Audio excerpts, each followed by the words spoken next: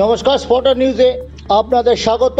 সন্ধ্যা থেকে মেহমাডান স্পোর্টিং ক্লাবের সামনে বিক্ষোভ দেখাতে থাকেন সদস্য সমর্থকরা। তাদের দাবি ছিল আমিরউদ্দিন ববিকে আসতে হবে কিংবা কামারউদ্দিনকে আসতে হবে, তাদের সাথে কথা বলতে হবে। বেলাল আহমেদ, কামারউদ্দিনরা শহরে নেই, তারা শহর ছেড়েছেন লগ্নি জোগাড় করতে।